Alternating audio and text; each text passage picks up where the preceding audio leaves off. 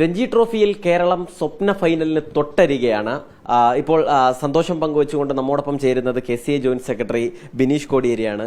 ഒരു thriller match, ഒരു absolute cinema സംഭവിച്ചിരിക്കുകയാണ്. അത് കഴിഞ്ഞ സെമിയിലും ക്വാർട്ടറിലും സമാനമായിരുന്നു. ഒരു റണ്ണിന്റെ ലീഡ്, സമാനമായൊരു ലീഡ് ഇപ്പോഴുണ്ടാവുന്നു. എന്ത് തോന്നുന്നു? കളി കണ്ടപ്പോൾ ടെൻഷൻ ഉണ്ടായിരുന്നു? സ്വാഭാവികമായിട്ടും ഇന്നലത്തെ ഒരു കളി വെച്ച് നോക്കുകയാണെങ്കിൽ നമുക്കൊരു 60-40 അല്ലെങ്കിൽ ഒരു 70 ഗുജറാത്തിന് ഒരു 30 കേരളം എന്നൊക്കെ പറയുന്ന രീതിയിലാണ് ഉണ്ടായിരുന്നത്. പക്ഷേ നമ്മുടെ പ്ലേയേഴ്സ് വളരെ സ്ഥിരതയായിരുന്നു, അവിടെ വളരെ കൃത്യതയായിരുന്നു. ഒരു സമചിത്തയോട് കൂടിയിട്ട് ഒരു പ്രഷറും ഇല്ലാതെ വളരെ കൃത്യമായിട്ട് അവർക്കത് ആ ടെമ്പറമെൻറ്റ് കീപ്പ് ചെയ്ത് കളിക്കാൻ പറ്റി എന്നുള്ളതാണ് ഏറ്റവും വലിയ ഗുണമായിട്ട് ഈ ഫലത്തിലേക്ക് നമുക്ക് എത്താൻ പറ്റിയത്. ഇപ്പോൾ സ്വാഭാവികമായിട്ടും ടെക്നിക്കൽ ആസ്പെക്റ്റ് മാത്രമേ ഇനി നിലനിൽക്കുന്നുള്ളൂ. നമ്മൾ കേരളം ഫൈനലിൽ എത്തിയിരിക്കുകയാണ്. നിങ്ങൾ സൂചിപ്പിച്ച പോലെ തന്നെ ഒരു സ്വപ്ന ഫൈനൽ. കേരളത്തിലെ എല്ലാ ക്രിക്കറ്റ് പ്രേമികൾക്കും കാലങ്ങളായിട്ടുള്ള ഏറ്റവും വലിയ ആഗ്രഹം, കേരളത്തിൽ ക്രിക്കറ്റ് കളിച്ചുകൊണ്ടിരിക്കുന്ന ആളുകൾ ഞങ്ങളെപ്പോഴാണ് ഇനിയൊരു രഞ്ജി ട്രോഫി ഫൈനലിലേക്ക് എത്തുക എന്ന മനോഗതം പറഞ്ഞിരുന്ന ആളുകളുടെ എല്ലാം ഒരു സ്വപ്നം ഇന്നത്തെ ഈ സീസണിലോട് കൂടിയിട്ട് കേരളം പൂർത്തിയാക്കിയിരിക്കുകയാണ്.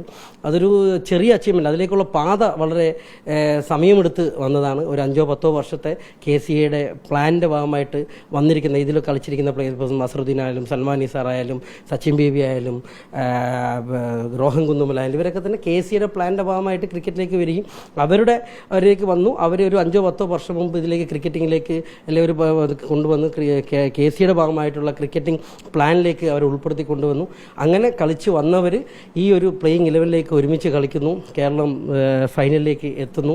അപ്പോൾ അതൊക്കെ നമുക്ക് KCAയെ സംബന്ധിച്ചിട്ട് വലിയ ഒരു സന്തോഷം നൽകുന്ന കാര്യമാണ്. പിന്നെ പരിശീലകരുടെ കാര്യം, അമീർ ഖുറേസി ഒരു ഇന്ത്യൻ പ്ലെയർ, അദ്ദേഹം എക്സ്പീരിയൻസ് ആയിട്ടുള്ള ഒരു ഡൊമസ്റ്റിക് പരിശീലകൻ, അദ്ദേഹത്തെ കേരളത്തിലേക്ക് കൊണ്ടുവരാനെടുത്ത KCA എടുത്ത തീരുമാനം, അദ്ദേഹം ടീമിൽ കൊണ്ടുവന്ന മാറ്റങ്ങൾ, പ്ലെയേഴ്സിന് കൊണ്ടുവന്ന മാറ്റങ്ങൾ, പ്ലെയേഴ്സ് ഇത്തരത്തിലൊരു വലിയ പ്ലാറ്റ്ഫോം കളിക്കാൻ പോകുമ്പോൾ ആ പ്ലെയേഴ്സ് എത്തരത്തിലായിരിക്കണം ആ ഗെയിമിനെ അപ്രോച്ച് ചെയ്യേണ്ടതെന്നുള്ള കാര്യങ്ങൾ. അപ്പോൾ എല്ലാ രീതിയിലും ഇപ്പം കഴിഞ്ഞ വർഷത്തെ സീസണിൽ നമ്മൾ എപ്പോഴും ഒരു ലാക്ക് പറഞ്ഞിരുന്നത് നമുക്കൊരു നല്ലൊരു ലെഫ്റ്റ് ഹാൻഡ് സ്പിന്നറിൻ്റെ ഒരു റെഡ് ബോളും വൈറ്റ് ബോളും തമ്മിൽ ഡിഫറൻസ് ഉണ്ടല്ലോ. അപ്പോൾ റെഡ് ബോളിൽ നല്ലൊരു ലെഫ്റ്റ് ഹാൻഡ് സ്പിന്നറിൻ്റെ അഭാവം ഉണ്ടെന്ന്. അപ്പോൾ സർവാത്തെ ഒരു എക്സ്പീരിയൻസ്ഡ് ലെഫ്റ്റ് ഹാൻഡ് സ്പിന്നറായിരുന്നു. അപ്പോൾ സർവാത്തെ നമ്മൾ ടീമിൽ കൊണ്ടുവന്നു. ജലജ് ഇന്ത്യയിൽ തന്നെ ഏറ്റവും നല്ല ഓഫ് സ്പിന്നർ, BCCയുടെ അവാർഡ് വാങ്ങിച്ച പ്ലെയർ. ജലജ് ഇപ്പം കേരള പ്ലെയർ തന്നെയാണ്, വർഷങ്ങളായിട്ട് കേരളത്തിൽ കളിച്ചുകൊണ്ടിരിക്കുകയാണ്. അപ്പോൾ ഈ രണ്ട് കോമ്പിനേഷൻ കൂടി വന്നു. ആ കോമ്പിനേഷൻ കൂടി മാത്രമല്ല, ഇന്നലെ ജലജ് സക്സേനയായിരുന്നു ഇന്നലത്തെ താരം. അപ്പോൾ ഇന്നും സക്സേനയിലായിരുന്നു എല്ലാവരുടെയും പ്രതീക്ഷ. പക്ഷേ ഞെട്ടിച്ചു, സർവാതെ 3 വിക്കറ്റുകളും സർവാതെ ഇടുന്ന സാഹചര്യം.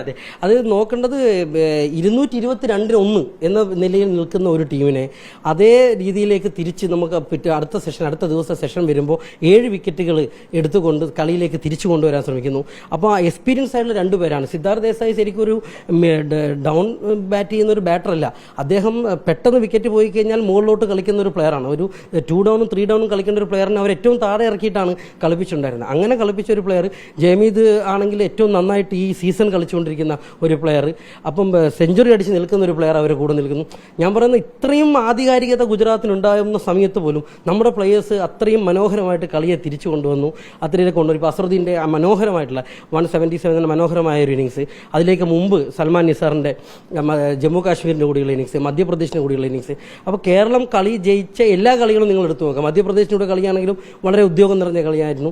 ജമ്മു കാശ്മീരിൻ്റെ കൂടെ കളികളിലും അത്തരത്തിലായിരുന്നു. ഇന്ന് ഈ സെമി ഫൈനലും അത്തരം. അപ്പം കേരളത്തിൻ്റെ കളി കാണുവാൻ വേണ്ടി ലോകമെമ്പാടുമുള്ള മലയാളികൾ ഫോണിന് മുമ്പിലും TVയുടെ മുമ്പിലും നിന്നു. ഇപ്പോൾ അതായത് ഈ ഹോട്ട്സ്റ്റാറിൽ തന്നെ അതിൻ്റെ വ്യൂവർഷിപ്പ് അത് മനസ്സിലാക്കുന്നതാണ്. ചരിത്രത്തിൽ ഒരു രഞ്ജി ട്രോഫിക്ക് ഒരു ടെസ്റ്റ് ക്രിക്കറ്റിന് ഇല്ലാത്ത വ്യൂവർഷിപ്പ് അതിനുണ്ടാകുന്നു എന്നുള്ളത് കേരളത്തിൽ ക്രിക്കറ്റിന്റെ സ്വാധീനം വല്ലാതെ വർദ്ധിക്കുന്നു എന്നുള്ളതിന്റെ കൂടി ഒരു തെളിവല്ലേ? ഉറപ്പായിട്ടും. കാരണം ജിയോ ഹോട്ട്സ്റ്റാറിന് ഇന്നലത്തെ ഈവനിങ് വന്നിരിക്കുന്ന അവരൊരു ഇത് കോട്ട് ചെയ്തിട്ട് എനിക്ക് തോന്നുന്നു നിങ്ങളുടെ തന്നെ ഓൺലൈനാണ് ഞാൻ കണ്ടതെന്ന് തോന്നുന്നു. രഞ്ജി ട്രോഫിയുടെ കേരളത്തിൻ്റെ കളി കാണുവാൻ വേണ്ടിയിട്ട് കാണികളുടെ ഉണ്ടായിരുന്ന വർധനവ്, അത് കേരളത്തിലെ ക്രിക്കറ്റ് എത്രമാത്രം വലുതാണ്, മലയാളികളുടെ ശക്തി എന്താണ്, കേരള ക്രിക്കറ്റിൻ്റെ ശക്തി എന്താണെന്ന് വിളിച്ചു പോകുന്നതാണ്. അപ്പോൾ ഇപ്പോൾ ഈ പറയുന്ന എല്ലാവരും ഒരുമിച്ച് ഈ കളി കണ്ടുകൊണ്ടിരുന്ന ആളുകൾ, ക്രിക്കറ്റിനെ സ്നേഹിക്കുന്ന ആളുകൾ, സ്പോർട്സിനെ സ്നേഹിക്കുന്ന ആളുകൾ എല്ലാം തന്നെ ഈ ഒരു സ്വപ്ന ഫൈനലിലേക്ക് കേരളത്തിന് എത്തി ആഘോഷിച്ചുകൊണ്ടിരിക്കും. ഞങ്ങളുടെ KCA സ്റ്റേഡിയങ്ങളിലെല്ലാം തന്നെ മധുരം വിതരണം നടന്നുകൊണ്ടിരിക്കുകയാണ്.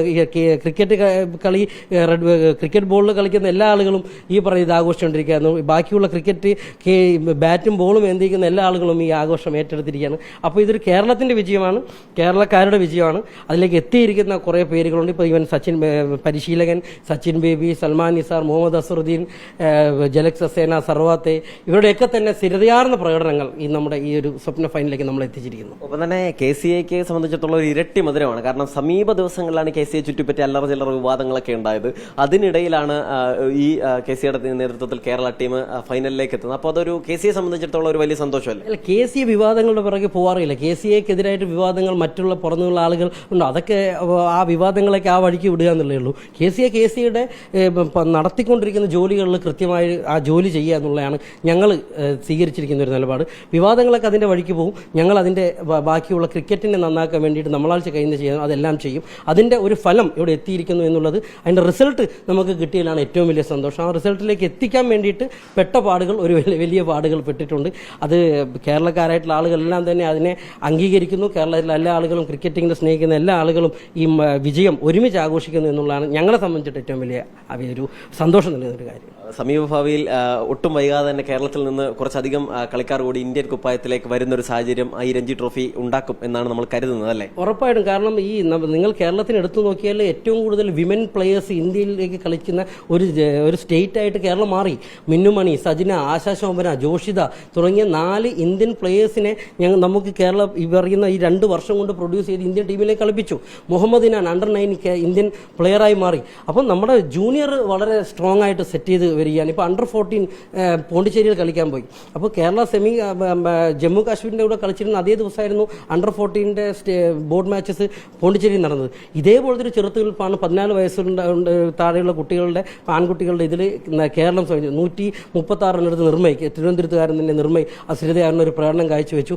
അത്രയും ബോളുകൾ 240-250 ബോൾ കളിച്ചുകൊണ്ട് മറ്റൊരു പ്ലെയർ 44 റൺ. അപ്പോൾ അത്രയും ചെറിയ കുട്ടികളിൽ പോലും ക്രിക്കറ്റിങ്ങിൻ്റെ ഒരു ടെമ്പർമെൻറ്റ് എന്താണ്, എങ്ങനെയാണ് ഒരു ഗ്രീസിൽ നിൽക്കേണ്ടത്, അല്ലാതെ വെറും T20യും വൺ ഡേയും മാത്രമായിട്ട് ഒതുങ്ങിപ്പോയിരുന്ന ഒരു കാലത്ത് നിന്ന് മാറി ലോങ് ഫോർമാറ്റ് ക്രിക്കറ്റ് കളിച്ച് ആളുകളെ കളിക്കാരെ ആ ടെമ്പർമെൻറ്റിലേക്ക് എത്തിക്കാൻ വേണ്ടിയിട്ടുള്ള ഒരു പ്രയത്നം കൂടി ഈ വർഷങ്ങളിൽ നടന്നിട്ടുണ്ട്. അതിൻ്റെ എല്ലാം കൂടി ഒരു വിജയം കൂടിയാണ് ഇതിലേക്ക് എത്തിയത്. എന്തായാലും 89 വർഷത്തെ കാത്തിരിപ്പാണ്. ആ കാത്തിരിപ്പിനൊടുവിൽ കേരളം ഫൈനലിലേക്ക് എത്തുന്നു എന്നുള്ള സാങ്കേതികത്വം മാത്രമാണ് നിൽക്കുന്നത്. അത് കഴിഞ്ഞ് ഫൈനലിലും രഞ്ജി ട്രോഫി കിരീടം കേരളം ചൂടി നമുക്കൊന്നിച്ച് ആഘോഷിക്കണം എന്നുള്ളതാണ്. ഉറപ്പായിട്ടും അതിനേക്കുള്ള ആഘോഷത്തിലേക്ക് നിങ്ങളെല്ലാവരും ആ രീതിയിലേക്ക് എത്തിക്കാൻ നമ്മളെല്ലാം ഒരുമിച്ച് ക്രിക്കറ്റ് വാച്ച് ചെയ്യുക. ക്രിക്കറ്റിനെ സ്നേഹിക്കുന്ന എല്ലാവരും KCAയുടെ കൂടെ നിൽക്കുക. ഇത് മാത്രമേ ഉള്ളൂ. Thank you. ക്യാമറാമാൻ വിപിൻ വേളിക്കൊപ്പം സലിം മാലിക്, 24 തിരുവനന്തപുരം.